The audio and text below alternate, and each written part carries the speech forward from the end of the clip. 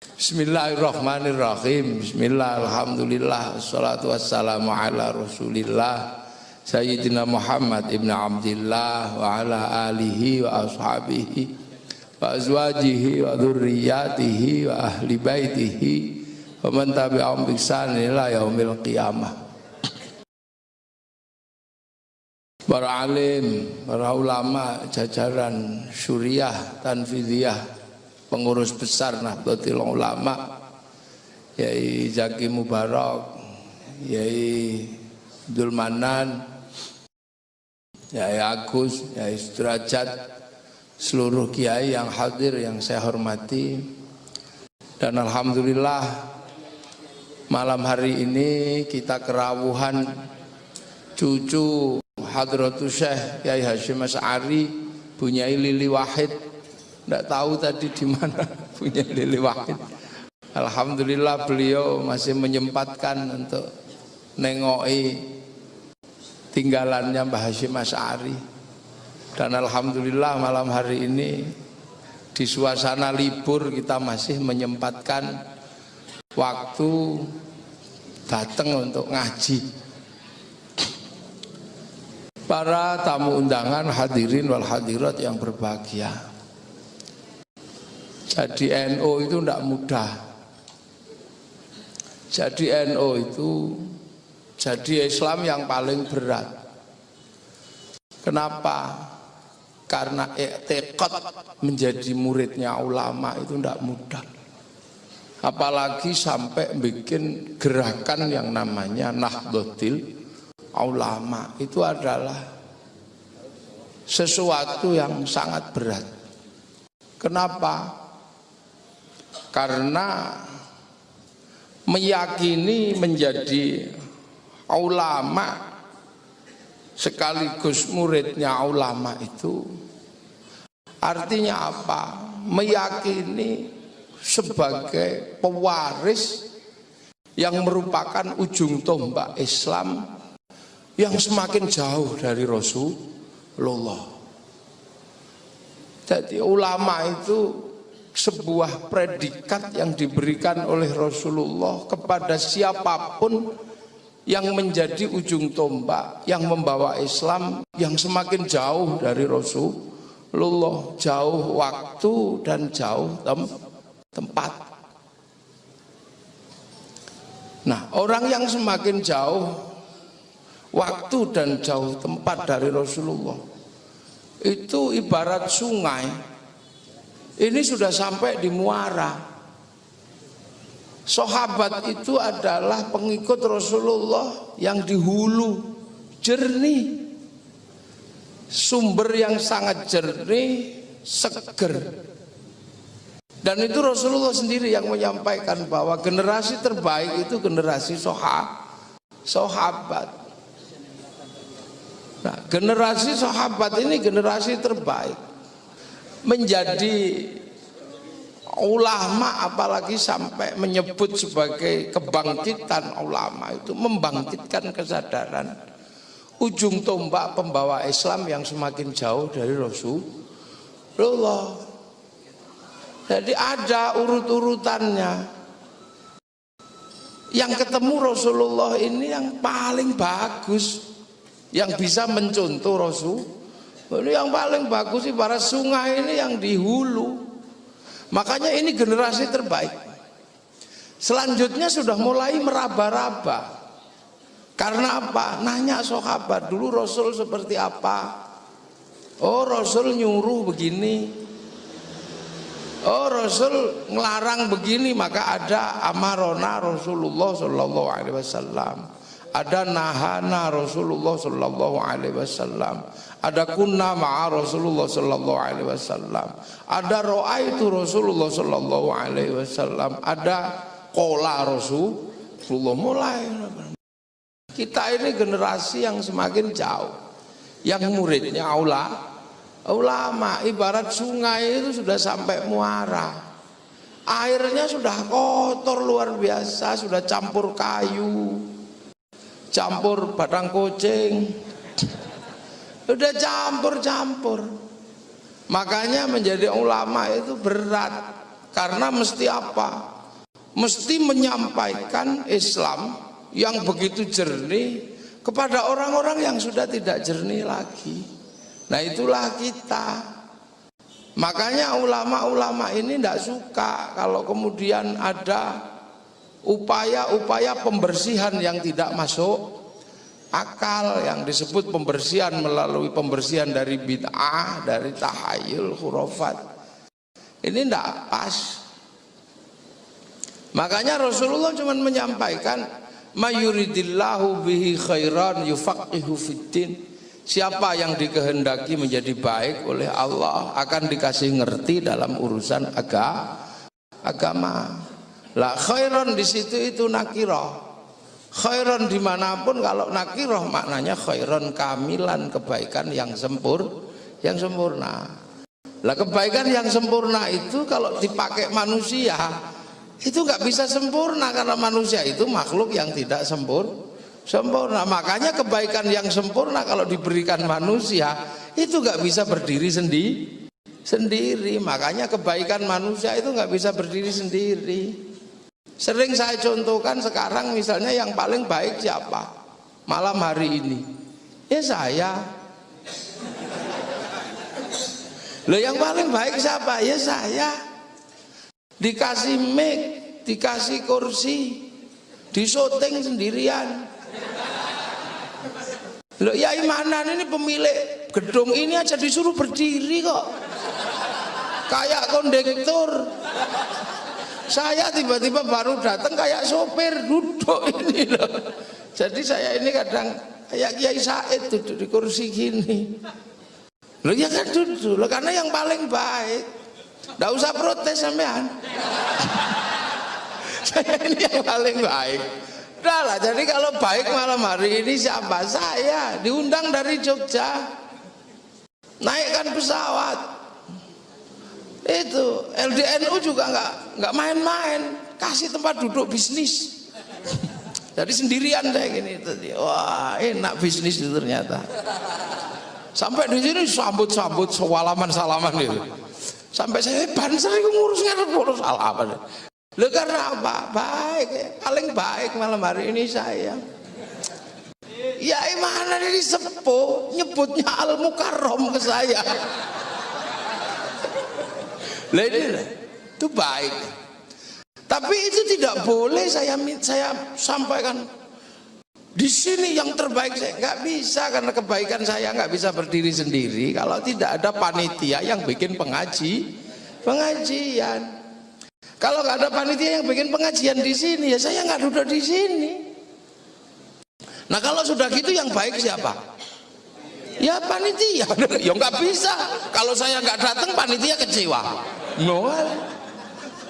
Nah kalau ini baru dua sudah nggak jelas yang baik siapa. Bisa kelahi saya sama panitia. Saya baik kata panitia. Kalau nggak ada saya yang bikin acara ya nggak ada panjenengan duduk situ. Ini baru dua kebaikan udah nggak jelas siapa yang baik.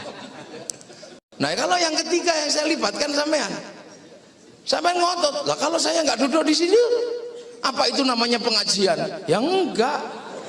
Ya kalau nggak ada yang duduk di sini ini bukan pengajian, ini cek sound. Ini cek sound. Karena saya kiai mungkin agak keren dikit ya jadab lah.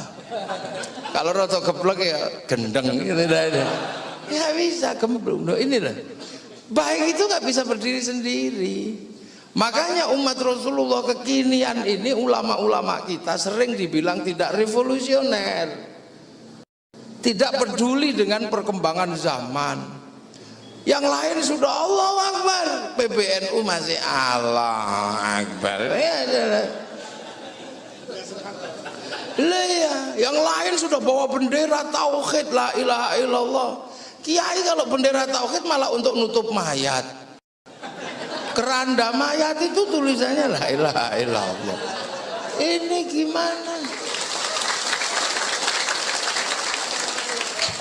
Lah ini makanya PBNU ini sering dibully sekarang. Nahdlatul Ulama ini sering diolok-olok. Kenapa? Karena dianggap tidak up to date.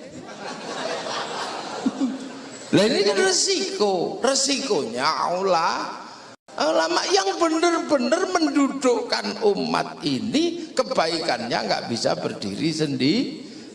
Saya diolok-olok, kiai kafir kalau tidak mensetujui bendera la ilaha illallah sebagai bendera khilafah. Ya saya jawab, kamu jangan paksa saya untuk mensetujui benderamu yang bertuliskan la ilaha illallah. Saya benderamu yang bertuliskan la ilaha illallah untuk khilafahmu saya nggak setuju. Tapi kalau kemudian kamu mengatakan aku tidak suka la ilaha illallah, ya nanti dulu. Bendera PKI itu Palu Arit. Saya nggak mau kalau Palu Arit jadikan bendera oleh PKI. Oh, tak sadok orang bikin bendera Palu Arit. Tapi kalau saya dan santri ke sawah tetap pakai arit. Kalau nukang tetap pakai Palu. Jadi jangan kau katakan kami nggak suka bendera Palu Arit terus anti Palu sama arit, enggak. Bendera la ilaha illallah juga kita nggak mau karena itu bendera Hizbut Tahrir. Sejak kapan itu bendera tauhid? Kalau bendera Hizbut Tahrir itu bendera tauhid, mestinya Kiai Hasyim Asy'ari yang pertama bikin bendera itu. Nggak ada lagi. Hasyim Asy'ari pulang dari Makkah apal Kutubus Sittah, Sahih Bukhari, Sahih Muslim, Sunan Abu Dawud, Nasai, Tirmidzi, Ibnu Majah. Ini apal sari jalul hadisnya. Itu pendiri Nahdlatul Ulama. Tiba-tiba diserang sama orang yang punya hafalan hadis satu. Kullu bid'atin dhalalah. Itu aja hadisnya. Kayak kunci Inggris. Lo kan nggak masuk akal, saya bilang. Makanya kalau sekarang ini orang nggak masuk akal. Nanti tak tunjukin ketidak masuk akalan orang sekarang. Kenapa? Karena nggak ikut Nahdlatul Ulama. Nahdlatul Ulama itu bukan semata-mata manhaj diniyah, tapi Nahdlatul Ulama itu manhaj sosiologi dan antropologi. Duh, sembrono. Nahdlatul Ulama itu manhaj sosiologi dan antropologi yang memenuhi 4 hermeneutika pengetahuan. Nah, itu mau pikir tidak bisa ngomong begitu. Kalau saya nggak bisa ngomong begitu, nggak mungkin disuruh ngaji di istana.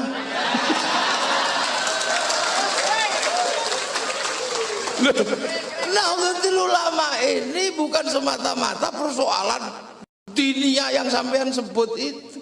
Ini memenuhi etika pengetahuan dari sosiologi, antropologi, dan memenuhi hermeneutika epistemologi.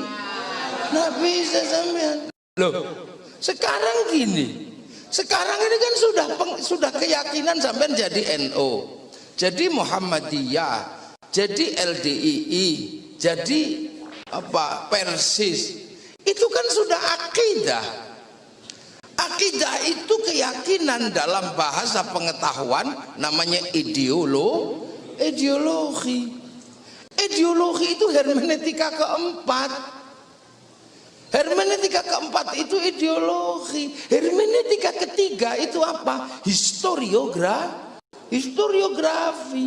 Hermeneutika kedua itu narasi.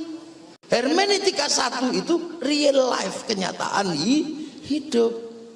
Nah Rasulullah ketika hidup itu real life. Yang tahu siapa? Ya sahabat yang hidup bersama Rasulullah. Setelah Rasulullah dan meninggal, sahabat meninggal, yang lain apa? Taunya dari mana? Dari cerita. Nah cerita itu narasi. Kalau seneng dinarasikan baik, kalau nggak seneng dinarasikan jelek. Nah kalau sudah jadi cerita, baru mengalami hermeneutika ketiga, namanya apa? Historiografi, penulisan dengan fakta. Lah sampean mau percaya dari tulisan fakta siapa? Nah itu namanya ideologi lah. NU itu memenuhi kriteria itu. Makanya ber-NU ini selamat secara diniyah, secara dunia akan selamat karena tidak mengalami patahan pengetahuan, sampean tidak mengalami missing link, tidak ada mata rantai yang hilang.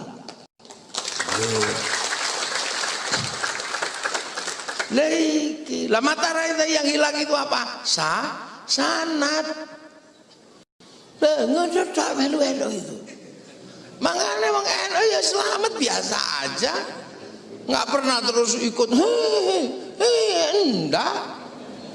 Kenapa kok begitu? Ya karena sadar ini pangkat muridnya ulama, ketemu dengan generasi yang ada di Indonesia. Yang generasi sini ini sudah generasi akhir, udah nggak bisa, mau dijernihkan ya nggak bisa. Orang di sini sudah punya budaya, Islam datang ketika masyarakat sini sudah punya budaya, punya kehidupan sosial, bahkan agama. Lagi lho Kang, nek ngono muni ngono ya iki lho Kang. Makanya kalau ikut ulama itu saya harus sadar, muridnya ulama itu yang begini ini kebaikannya nggak bisa berdiri sendiri. Sampean sehebat apapun hari ini, ayo NU punya yang namanya apa?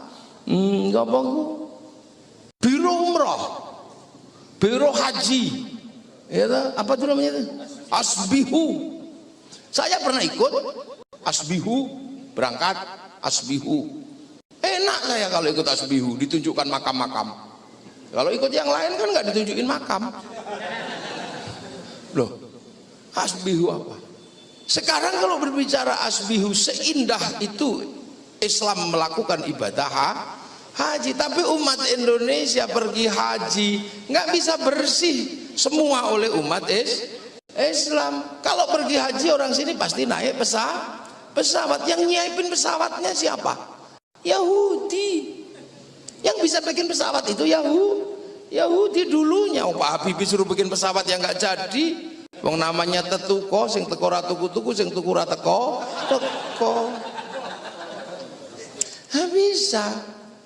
Lah, bikin masjid Istiqlal, arsiteknya Muslim, bukan Nasrani. Nggak bisa kita ini.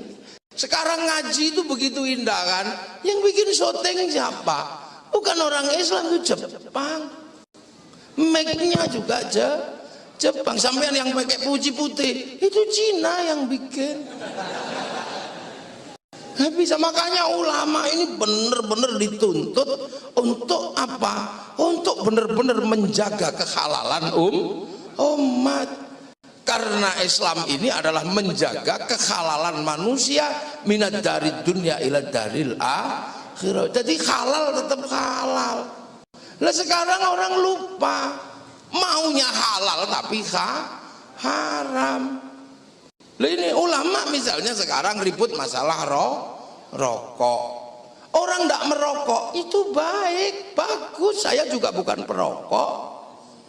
Seluruh perempuan pasti suka kalau laki-lakinya tidak merokok. Pasti suka. Tanya, suka laki-lakinya nggak ngerokok? Lo suka? Nggak ada suka laki-laki ngerokok. Suka perempuan, bau ya apek. Nah di saat laki-laki ini rokok, NU ini yang paling dianggap tidak masuk akal. Sudah jelas rokok itu bermasalah. Tekstual kedokteran mengatakan sumber penyakit itu. Tekstual keibuan apa sampean? Lagi anak teke kabeh gitu kan. Bahkan ditulis menyebabkan gangguan. Tapi kenapa Kiai tidak sepatnya mengambil hukum haram seperti yang lain? Nggak bisa. Kalau dihukumi haram, maka kehalalan rokok yang terkait umat menjadi keharaman. 174 triliun masuk APB dari cukai rokok. Kalau rokoknya diharamkan padahal hukum dasarnya rokok tidak haram, maka apa 174 triliun akan haram masuk ke dalam APBN. APBN-nya najis, haram. Untuk bangun jalannya haram. Makanya orang kalau mengharamkan rokok dosa lewat jalannya pemerintah. Loh, makanya ulama tetap menjaga kehalalan dan kewarasan terkait rokok. Cara menjaganya gimana? Ya cuma ditanya, sampean kenapa nggak ngerokok? Karena kalau ngerokok pusing Kiai, makro. Lah kenapa kamu ngerokok? Lah kalau nggak ngerokok malah pusing ya, wajib gitu. Loh ini ulama jaga karena apa? Membersihkan umat hari ini dari unsur itu. Nggak mungkin, dari hukum dasarnya nggak ada. Pancasila haram, bangga. Tapi Pancasila haram ini adalah sebuah upaya penghalalan umat dari unsur khurafat dan bid'ah, maunya begitu. Tapi begitu dijatuhkan hukum haram berpancasila, orang masih hidup di Indonesia, seluruh pembelian di Indonesia menggunakan uang rupiah. Seluruh uang rupiah ada stempelnya Pancasila. Maka yang menggunakan Pancasila dalam menggunakan uang yang ada stempelnya Pancasila, ketika dia mengharamkan Pancasila, dia haram. Kiai, makanya sampean jangan heran, kiai ini tenang ketika mengambil sikap. Hanya masalah waktu, mereka juga akan sadar. Tapi ini kan lagi semangat-semangatnya. Tidak apa-apa lah, karena baru semangat. Jadi itu, ini memang baru semangat, tidak apa-apa. Loh, makanya menjadi ulama itu tidak mudah, karena berada di dalam ruang akhir zaman. Seluruh produk Yahudi haram, hati-hati. Bank itu produk Yahudi. Seluruh Nasrani haram. Loh, sampean punya istri, kalau nggak bersentuhan dengan orang Nasrani, jelek istrinya sampean. Karena yang bisa bikin bedak dengan baik itu orang Prancis, Nasrani. Kalau bedak Banten siapa yang mau sekarang? Beras ditumbuk ya belonteng semua. Ini kewarasan ulama itu diuji di hari ini. Sama dengan kewarasan ulama ketika diuji, Bung Karno ini adalah pelanggar konstitusi karena memutuskan DPR. Padahal dalam konstitusinya DPR. Mbak Bisri sama Mbak Wahab terjadi khilafiyah. Mbak Bisri sudah tidak apa-apa, pulang. Tapi Mbak Wahab Hasbullah menerima apa DPR karena kalau Bung Karno dibugotkan, maka kemudian Bung Karno ini seluruh keputusannya menjadi haram di Indonesia. Yang paling berat kalau ngangkat Menteri Agama, Menteri Agamanya ngangkat naib menikahkan orang. Lah kalau Bung Karnonya haram secara konstitusional, Menteri Agamanya inskonstitusional, yang sampai di bawah yang namanya qadhi haram mengawinkan orang. Bayi yang lahir dari orang yang dinikahkan haram secara konstitusional, ya tidak mendapatkan pengakuan konstitusional keharaman dalam agama. Kehalalannya nggak ada. Loh, bayi haram. Tapi setelah itu beres sudah, bawa pulang, bawa masakan yang enak-enak, dimasak sana. Mbak Bisri dipanggil, dek ipar, ya Kang, ini aku masak yang enak. Enak dimakan semua sama Mbak Bisri. Ya Kang, aku wis suwe ramangan masak kayak gini, masak enggak lama, aku udah kangen aku masakan begini. Terima kasih, saya sudah diinget-inget dibikin masakan yang enak. Tapi kalau urusan DPR GR saya tetap gitu kan. Nah itu di NU itu biasa kayak begitu.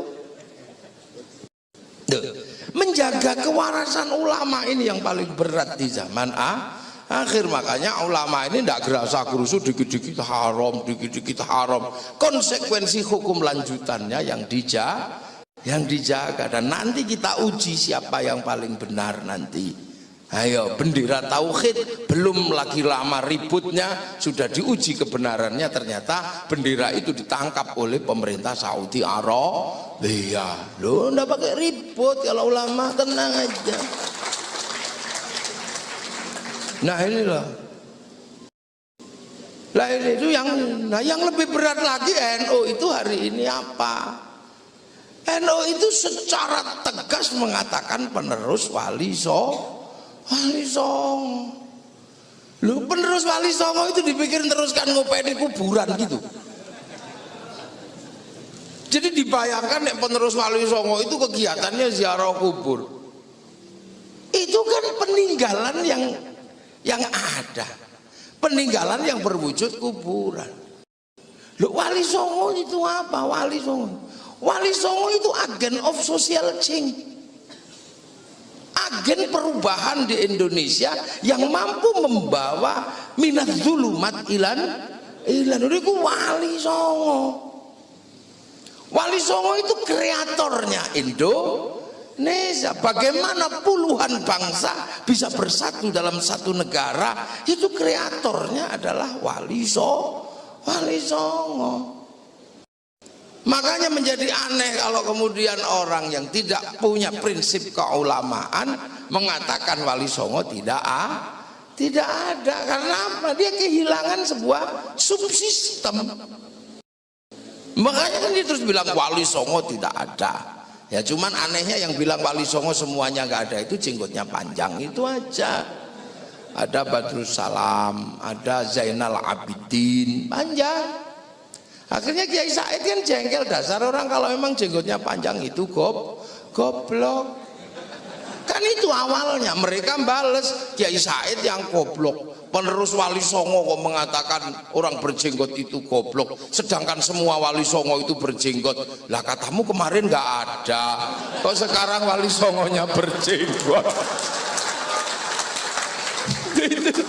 itu asalnya. Ya cuman kan banyak gorengan. Wali Songo ini kreator yang mengatur bagaimana ini menjadi satu entitas politik dan kebudayaan. Itu yang ngerjain Wali Songo. Bagaimana wilayah yang bagaimana kawasan yang sebelumnya raja, hamba, kawula Gusti, patik raja. Ini kan nggak bisa sembarangan, sampean. Berkasta-kasta, bersuku-suku, berbangsa-bangsa, kok bisa jadi satu? Ini kan keajaiban dunia. Waktu itu seorang peneliti civil society, loh aku ya tak ngomong nih wis ngene. Peneliti civil society yang namanya Ernest Geller, dia kaget. Indonesia ini keajaiban. Kenapa? Arab itu puluhan bangsa, satu bangsa dipikul puluhan negara. Eropa itu satu bangsa dipikul puluhan negara. Lu kok di sini ada puluhan bangsa bisa dipikul oleh satu negara, Kesatuan Republik Indonesia. Padahal kesukuannya paling banyak, bangsanya paling banyak, wajah berbedanya paling banyak, bahasanya paling banyak. Lu coba di Surabaya aku, sampai di Solo isih aku, sampai ke Bumen enyong,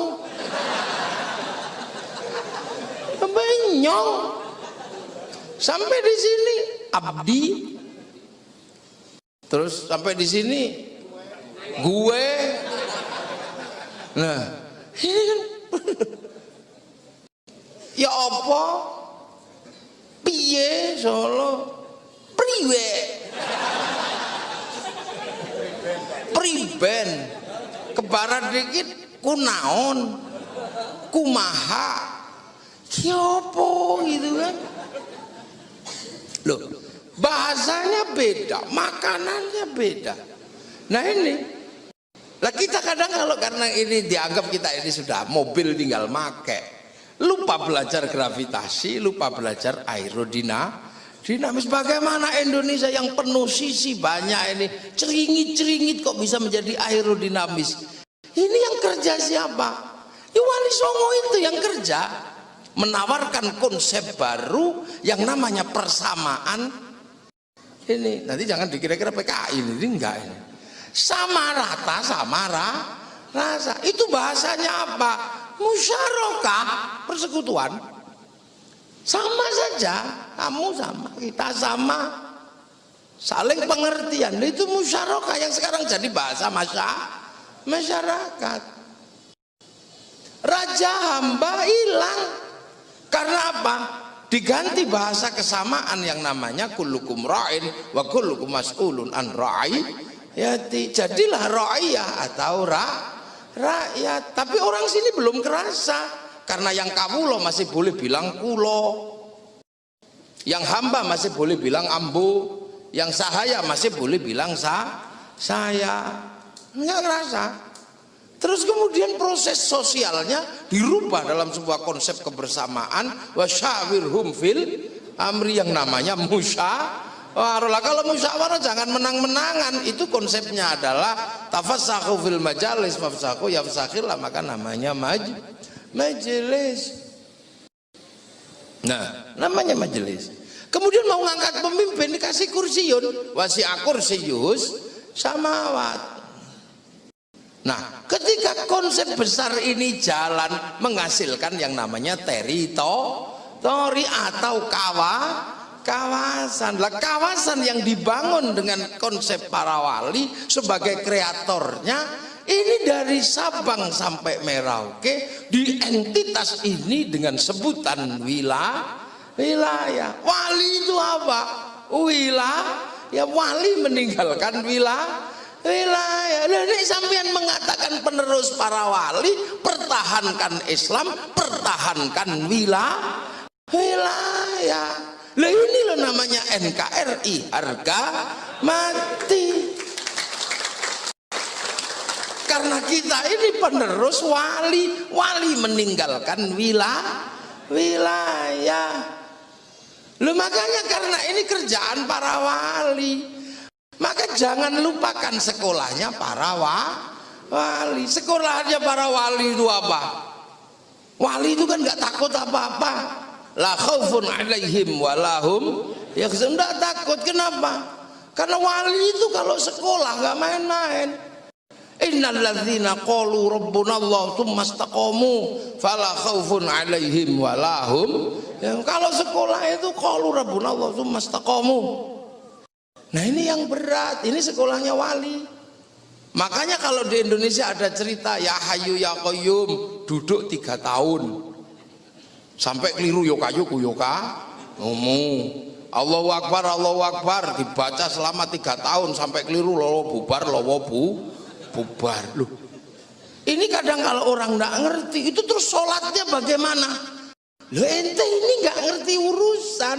Kalau ente sholatnya bagaimana, berarti ente memang muridnya ulama. Tapi kalau muridnya wali, itu ngomong apa, belajarnya dikit, sekolahnya yang lama. Mbah Syekh Abdul Qadir Al-Jilani sekolahnya namanya fa inna ma'al usri yusra, inna ma'al usri yusra. Tapi duduknya sumastaqomunya 25 tahun. Loh, ini kalau dalam bahasa modern namanya download. Ini dalam bahasa milenial ini namanya download. Jadi Syekh Abdul Qadir download programnya Allah, fa inna ma'al usri yusra, inna ma'al usri yusra, itu 25 tahun download. Sunan Kalijaga download 3 tahun. Ya Hayyu ya Qayyum la haula 3 tahun. Loh, makanya beliau-beliau ini punya apa? Program yang sewaktu-waktu bisa diakses, maka wifi-nya hidup. Kita ini nggak pernah download. Diajak download, ya Allah, ya Allah, ya Allah, ya Allah, ya Allah, ya Allah. Listriknya mati. Lah, karena kita ini tidak pernah download, makanya kita ini bisanya cuma ngakses. Diajarkan oleh para ulama dengan cara apa? Kalau sekarang kan .co.id. Lah, dulu diajarkan kalau mau ngakses ila ruhi ila hadrat itu kan cara ngakses tuh. Ila ruhi ila hadrati. Kenapa? Ini punya program. Lah, kita sendiri nggak punya wifi.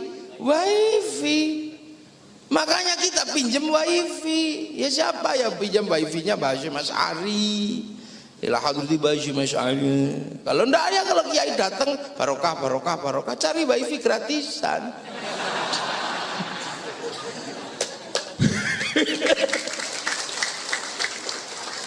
Lah, ini istighosa ini adalah kurikulum dasarnya para wali sekolah para wali itu. Makanya Nah cuman karena ini kan istighosah modern, jadi orang jam rampung.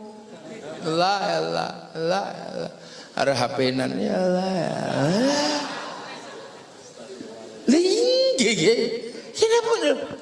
Itu dulu ila ruhi ila hadrati ila .co.id buka link loh itu kalau bahasa dulu. Sekarang oleh orang milenial kayak sampean, kan orang milenial ini kan sudah nggak punya program apa-apa, bisanya cuma ngakses, download sendiri tidur, beli kuota nggak mampu, ya cari wifi yang lewat barokah. Ya, itu di NO berlaku. Loh, makanya sampean jangan sembrono dengan Nahdlatul Ulama. Kurikulumnya itu sampai kapanpun kontekstual. Nggak pernah mengkotek sedikit pun. Makanya yang lain itu hujahnya pasti mencela-mencela. NO stabil dari dulu ya begitu. Lah orang kalau sudah download innalladzina qalu rabbuna Allah tsumma istaqamu tatanazzalu alaihimul malaikah alla takhafu wa la tahzanu. Malaikatnya turun, punya khatam. Lha iku nanti bolo malah makanya para wali itu konsultannya langsung malaikatnya Allah. Makanya di NU itu para wali dari dulu itu cespleng. Ditanya, Yai itu kira-kira hujannya kapan? Ya walinya nanya ke malaikat hujan, Kang hujannya kapan? Kan gitu. Oh 3 hari lagi Kang. Itu udah konsultannya langsung kok. Nah, tatanazzalu alaihimul malaikah. Sampean nggak bisa bayangkan Hasyim Asy'ari tiap malam itu download untuk bikin Nahdlatul Ulama. Ini sholat hajat 2 rakaat pertama yang dibaca surat At-Taubah 41 kali, rakaat kedua surat Kahfi 41 kali. Iki mulakno NU itu barang hidup. Bukannya NU itu mati, NU itu hidup. Makanya kita yang mati gak pernah download ini numpang NU, baru sampean hidup. Jangan merasa menghidupkan NU, kita ini dihidupi oleh NU. Jangan dibalik-balik. Kotak berjalan itu isinya penuh, kenapa? Karena NU. Coba kalau Kiai Sudrajat tok, ya nggak penuh. Lu NU itu sudah dihidupkan, malam-malam dihidupkan. Wa minal laili fatahajjat, dihidupkan oleh para wali dulu. Lu coba NU ini, makanya sampean jangan NU ini dihidupkan sana. Mbah Hasyim Asy'ari waktu mau bikin Nahdlatul Ulama ditekan oleh yang lain, cepet Kiai bikin NU. Wahabi sudah merajalela, enggak, saya nggak mau bikin NU. Kalau NU ini didirikan untuk menahan Wahabi, saya khawatir nanti orang NU ini akan tumbuh dalam hatinya ghillal lilladzina amanu. Sekarang yang paling berat itu jaga itu, ghillal lilladzina, kebencian sesama kaum muslimin. Maka kemudian Mbah Hasyim pergi ke Mekah istikharah. Hasil istikharahnya apa? Beratnya luar biasa. Yuriduna ayutfi'u nurallahu biafwahihim wa ya'ballah illa yutimma nurahu walau karihal kafirun. Akan ada masanya orang-orang madamkan cahayanya Allah, tapi dibiarkan sama Allah. Kenapa? Karena Allah akan menyempurnakan cahayanya. Lah NU itu ditaruh di dalam akan disempurnakan cahayanya oleh Allah. Makanya sampean jangan sekali-sekali ngelawan, tenang aja. NU diantem gitu, jadi ake. Iya, semakin diantem semakin ditekan. Kalau kemudian yang berada dalam pokok-pokok Nahdlatul Ulama downloadnya juga nggak berhenti, listriknya nggak mati, sistem online jam 3-nya tetap hidup, NU nggak akan ada masalah. Lah tapi kalau pokok-pokok NU-nya jam 3-nya tidur, lah ya susah kita ini. Yang menyambung ini lah, biar jangan sampai ini wifi ini mati. Lah kalau bibarokati Gus Muafik ibaratnya kan. Terus Al-Fatihah tuh gitu. Saya di online padahal saya offline. Ya mate itu nggak nyambung ke sana. Makanya mekanisme jam 3 pagi itu sangat penting bagi kalangan Nahdlatul Ulama ini yang hidupkan, dan itu kerjaannya Suriah. Ya, loh, saya ini jelek-jelek Suriah NU.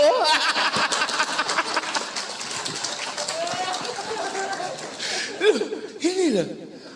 Jadi ini penerusnya para wali, makanya ini kurikulum ini batinnya NU ini, batin para wali.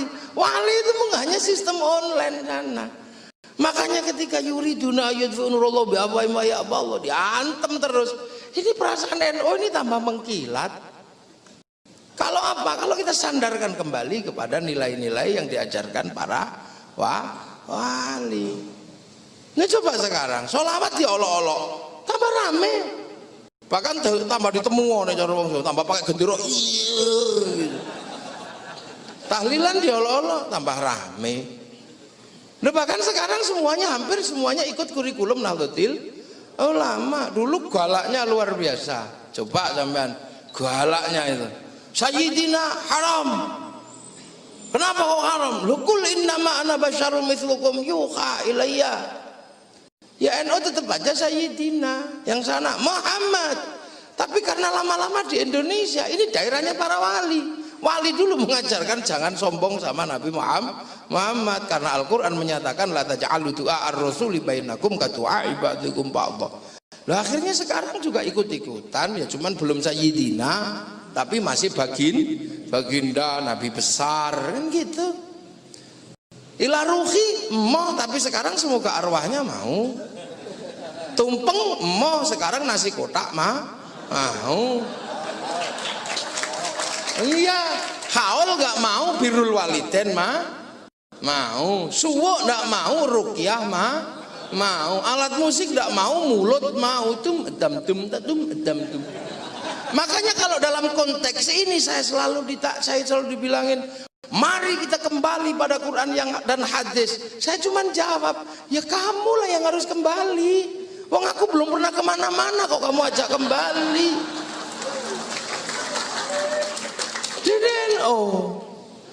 Loh makanya ini titik-titik paling kritis Nahdlatul Ulama, di mana kita akan situ. Lah itulah para wali itu di situ. Makanya kalau ada yang nanya, itu wali dari mana? Loh, wali itu memang sekolahnya nggak lama, karena hanya menyesuaikan frekuensi. Mbah Hasyim Asy'ari waktu belajar di Mbah Khalil Bangkalan, saya dikasih buku sama Bunyai Lili Wahid itu. Wih, itu luar biasa. Itu nggak kelihatan seperti santri. Mbah Hasyim di Bangkalan itu lebih mirip kayak babu sama Mbah Khalil. Kalau mau ngaji, Syem, ambilin air. Nyaimu belum mandi, nimba Mbah Hasyim itu. Begitu selesai nimba, mau ikut ngaji, Mbah Khalil, wallahu a'lam bis shawab. Coba, ngomong kerja itu. Mbah Hasyim ikut ngaji.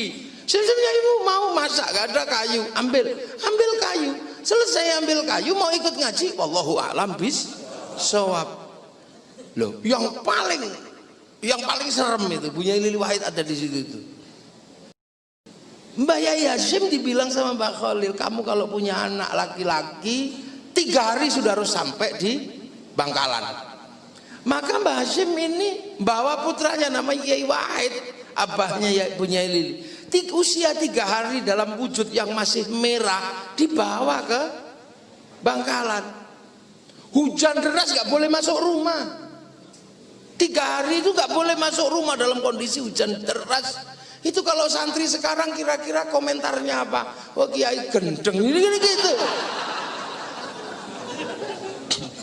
Lu tapi Mbah Hasyim Mbah Khalil sedang mencoba menyamakan frekuensinya Mbah Khalil sama Mbah Hasyim agar hati ini frekuensinya sama, karena semua disimpan di dalam hati qalbun. Begitu frekuensi batin sama Mbah Khalil ini sudah tidak ada suudzon dalam frekuensi yang sama, apa yang terjadi?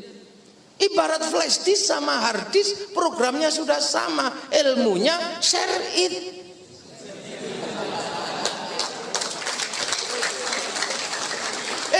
share it. Makanya sampean kalau lihat pelajaran wali itu aneh-aneh. Sunan Kalijaga ini rajanya berandal, Loko Joyo, Loko itu kondang, Joyo sekti. Diterima jadi muridnya muridnya Mbah Sunan Bonang. Orang hebat begitu bukan disuruh membantai preman, tapi disuruh nungguin tongkat. Yang tongkat itu gak ada yang nungguin juga gak ada yang nyuri. Coba, rajanya berandal diterima jadi murid, tapi syaratnya nungguin tongkat. Sama kayak Banser.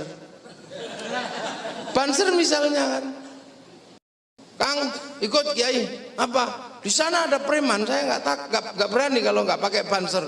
Wah itu kalau ngawal Kiai pulangnya cerita, Kiai tadi kalau nggak sama saya, wah itu pasti galak. Tapi ketika kemudian Kiainya cuma bilang, Kang ikut Kang, kenapa? Anu nanti itu ya kalau saya naik mimbar sendal saya kan ngadep sini, nah tugasmu balik aja jadi biar saya turun. Itu paling juga nggak cerita, karena kalau diceritakan kok hidupmu kayak nggak berguna tuh Kang gitu lah itu. Tapi Banser ini ada kiai dimanapun ikut datang, maka sampean jangan salah, karena Banser ini orang yang sama sekali nggak pernah punya suudzon sama kiainya. Jangan-jangan ini nantilah yang membuat frekuensi Banser sama Kiai ini imbang. Imbang. Nah karena Banser ini sudah telat, biasanya langsung nanti diberikan kepada anaknya Banser. Maka jangan salah, banyak sekali anak-anak Banser itu, anak-anak pengawal para kiai itu gedenya jadi kiai, karena frekuensinya Banser sama Kiai itu biasanya sama. Gitu, yang anak-anak kiai malah kadang karena frekuensinya selalu jundel, maka kemudian flash disknya nggak turun. Jadi lah, ini prinsip-prinsip dulu. Loh ini wali. Lah, ketika wali bikin wilayah inilah yang namanya bikin mekanisme sosial. Islam ketika mengajarkan ini berbeda-beda tetapi harus bersatu, saling pengertian. Gimana caranya? Maka misalnya hanya untuk sekedar makan, untuk walayakhudhu ala ta'amil miskin, para wali bikin mekanisme sosial yang namanya makan bareng bareng, tumpengnya satu, ingkungnya satu. Lakum dinukum waliyadin, itu ada di sini perbedaan agama. Maka para kiai, para wali dulu bikin mekanisme bagaimana antar agama saling bersatu. Ini Jakarta dibikin oleh wali namanya Pangeran Jayakarta. Wali yang bikin, makamnya masih ada. Ini keturunan wali dari mana? Dari Cirebon, dari keturunan Syarif Hidayat tuh. Maka dibangun mekanisme bagaimana menjadi hidup bersama, yang Cina, yang apa, kemudian ada yang jadi Betawi, ada yang jadi apa. Maka sekarang ini negeri ini sangat butuh pengawalan santri harus mengawal. Kenapa? Karena banyak sekali hari ini orang yang hidup di atas wilayah tapi tidak mengikuti mekanisme yang dibikin oleh para wali. Itu nunggu konsletnya aja. Jadi di sini ini dibangun mekanisme para wali, social change-nya ada. Makanya kalau hidup di sini jangan sekali-sekali mengingkari mekanisme yang dibangun oleh para wali. Lah sekarang yang masih memegang prinsip itu siapa? Nahdlatul Ulama. Ya maka jangan salahkan, kalau situasi ini tetap ada, masa depan Indonesia akan ada bersama Nahdlatul Ulama. Lah buktinya di mana? Di Indonesia ini hari ini jadi bukti. Orang-orang yang hidup di sini tapi tidak mengikuti mekanisme para wali dibendung sama NU. Makanya Indonesia masih tenang. Tapi ketika nggak ada yang bendung, di Suriah ini nggak ada yang bendung, di Libya nggak ada yang bendung, melupakan pangkat muridnya ulama, langsung lompat menjadi muridnya Nabi. Di sini dibendung para ulama. Di Suriah nggak ada yang bendung. Libya nggak ada yang bendung, Afghanistan nggak ada yang bendung. Apa? Jebol. Jadi yang namanya kembali kepada Quran dan Sunnah, mengikuti langsung Sunnah Rasulullah, begitu dibiarkan lolos di Timur Tengah, hasilnya jebol. Islamnya hilang, bangsanya hilang. Lah ini loh konsep besarnya Rasulullah, laqad khalaqnal insana fi ahsani taqwim. Sampean ini ahsani taqwim, tapi ahsani taqwim zaman Rasulullah sudah berbeda beda, ada yang sudah pesek, ada yang masih mancung. Tugasnya apa? Agar tidak rodat nau asfala safilin, ajarkan amanu wa amilus sholihat. Tapi ajarkan amanu wa amilus sholihat bagi aksani takwim yang beda-beda. Jangan lupakan sumpah Allah, wattini wazaitun wa turi sinina wa hadzal baladil amin. Watin demi buah tin, simbol Nabi Nuh. Wazaitun simbol Nabi Isa, Nabi Ibrahim. Wa turi sinina simbol Nabi simbol Nabi Muhammad apa? Wa hadzal baladil amin. Dan demi keamanan dan ketentraman sebuah bangsa dan negara. Nah itu maka para ulama selalu membentuk keamanan bangsa dan negara. Kalau demokrasi membuat aman bangsa dan negara, pakai itu. Kalau kemudian presidensial membuat keamanan bangsa dan negara, pakai itu. Kalau kerajaan mampu membuat keamanan bangsa dan negara, pakailah itu. Begitu itu dikhianati dengan pemikiran-pemikiran yang orang sekarang disebut pemikiran jet lag, pemikiran missing link, ada mantarata yang hilang. Itu menghasilkan apa? Menghasilkan jebolnya keamanan sebuah bangsa dan negara. Maka jangan mengaku umat Rasulullah kalau kamu nggak mampu membentuk keamanan sebuah bangsa dan negara. Loh ini loh, makanya kita di mana-mana ngelihat Hizbut Tahrir di sini jadi masalah. Dia mengatakan kami membawa Islam, iya kamu juga ngajarkan aman wa amilus sholihat, tapi karena konsep baladil aminmu Filistin, maka ribut di Indonesia. Kan gitu, Bashir yang ngajarkan aman wa amilus sholihat, wong dia pondok pesantren ngeruki, tapi karena konsep baladil aminnya Afghanistan, ya ribut di Indonesia.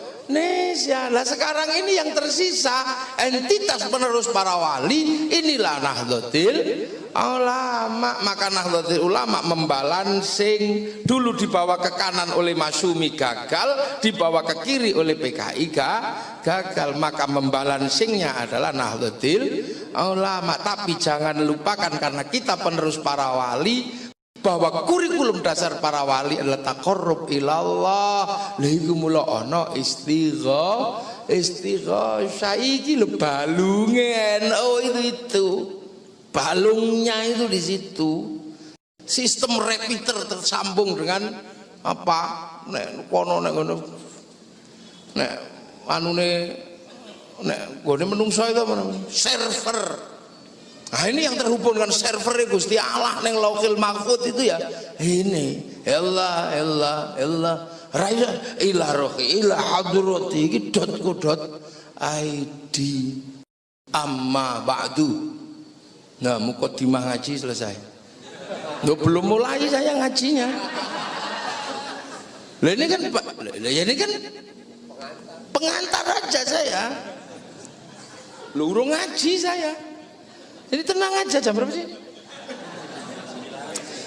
Nah itu jadi makanya kalau NU kemudian mengambil sikap kalau sudah terkait bangsa dan negara, ini dianggap memang cuma kamu yang punya bangsa dan negara. Enggak usah.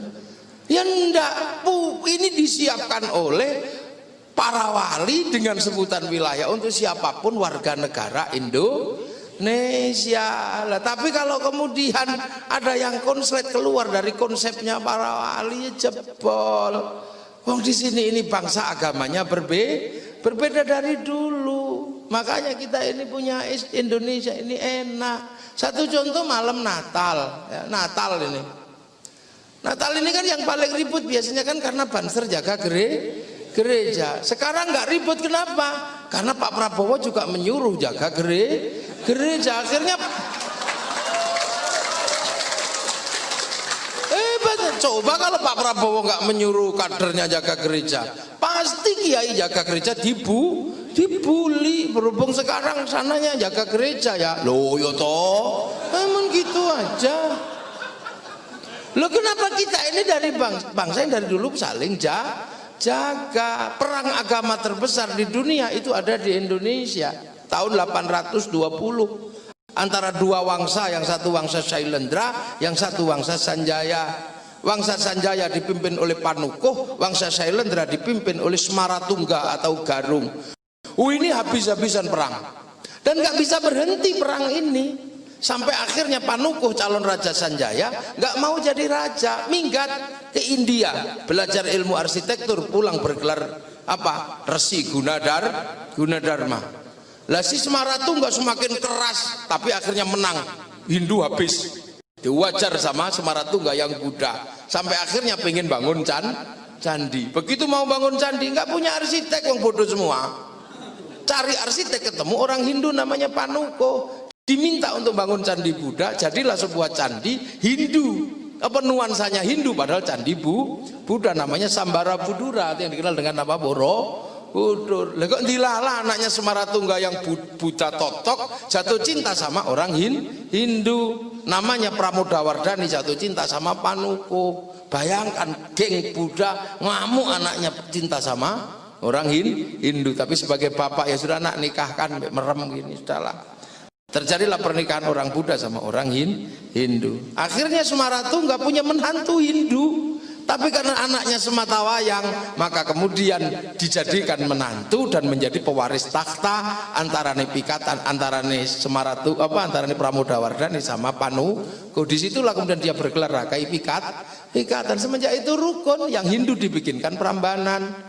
Karena sudah rukun maka Balaputra Dewa pulang ke Palembang, nggak ribut agama besar. Yang Isyana ke timur Sindok nggak ribut agama, Singasari jadi besar. Sampai mampu menaklukkan Mongolia, satu-satunya bangsa di dunia yang sanggup menaklukkan Genghis Khan adalah kekuasaan dari Indonesia.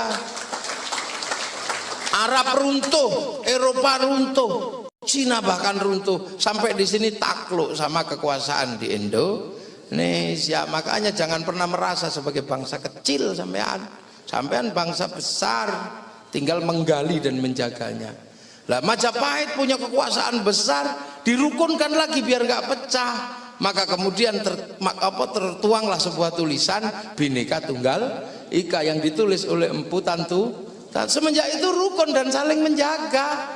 Makanya orang kalau nggak ngerti sejarah bangsa ini akan kaget kalau lihat Banser jaga gereja, padahal saling menjaga antar agama. Kalau Banser jaga gereja itu sesungguhnya adalah warisan asli bangsa Indonesia.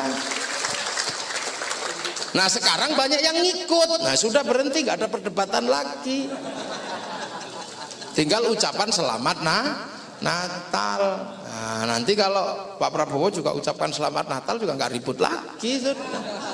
Pak Jokowi selamat Natal, Pak Prabowo selamat Natal, Pak SBY selamat Natal, Gus Dur selamat Natal, Kiai Said selamat Natal, Pak Syafi'i Ma'arif selamat. Udah selesai. Nah yang baru-baru yang ribut itu siapa sebenarnya? Ya kan ini kan supporter. Karena nggak ngerti sebenarnya. Kenapa? Ini produk milenial. Produk milenial itu pasti menghasilkan hal seperti itu. Karena dia tidak butuh orang kalau ngaji. Jadi Islamnya dapat, akhlaknya hilang. Lah kalau kita ngaji depan kiai ngangkat kaki aja takut. Nah yang sebagian besar sekarang ngaji sambil download gini. Jadi Islamnya dapat, akhlaknya hilang. Ini loh. Makanya dengan ini terus ini Islam dimurnikan. Akhirnya apa-apa bid'ah. Sehingga ibarat masak tidak ada lagi dagingnya, tinggal tulangnya. Wong pemurnian itu ya terakhir ya tulang. Nah orang kalau masak tulang ya akhirnya kan nggak ada rasanya. Karena nggak ada rasanya ya micinnya yang harus banyak. Lahirlah generasi micin.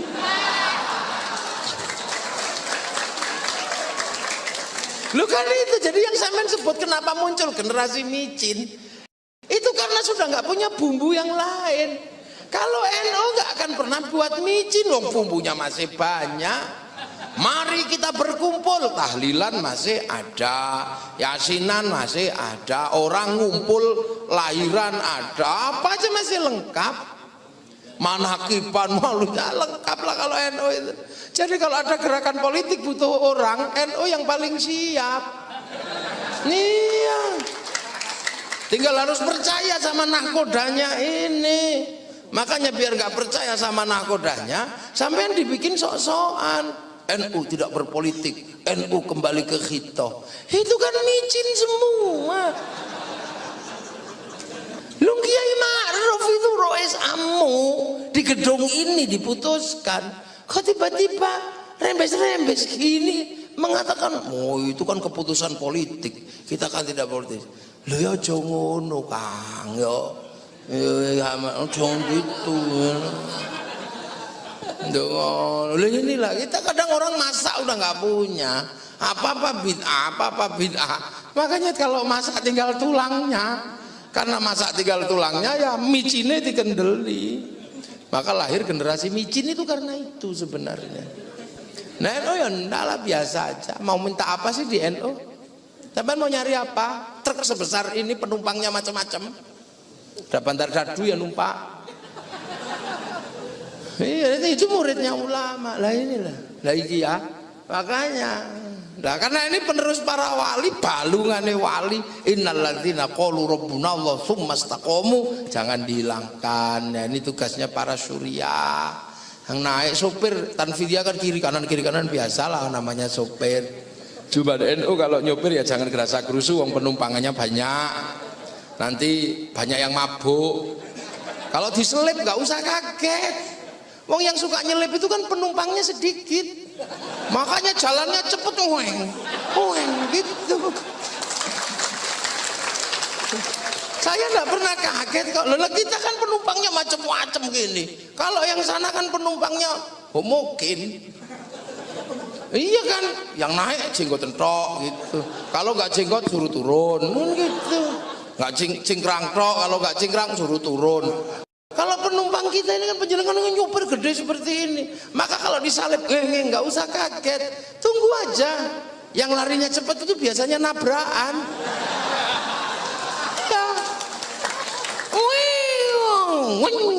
ngerti kan? Nabrak sapi. Saya kaget. Saya sih nggak usah terdengar. Itu bener-bener sama kalau tenang. Bener-bener kembali ke khitoh ulama. Apa khitoh ulama itu? Ngomong apa sih? Wong desa gini ngaji ning Jakarta ini mumet dah sih. Cuman mikir bahasa Indonesianya ngomong itu apa? Mengasuh,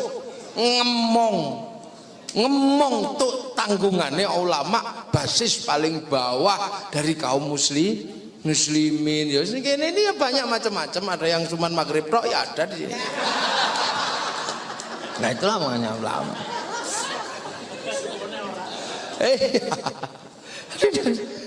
Nah kalau kesadaran ini ada terus dipelihara, insya Allah bangsa ini akan terjaga. Dan itu loh. Jadi kalau sampai yakin ini apa tinggalan Indonesia ini kenapa?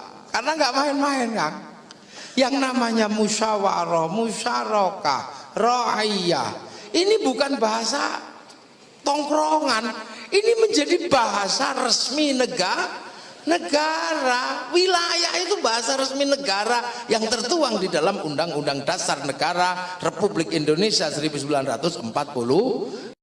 Lah kalau sampean mengaku penerusnya para wali, pertahankan wilayah. Itu loh makanya kemudian kalau nggak ngerti, yang harga mati itu Islam, iki wong Islam anyaran.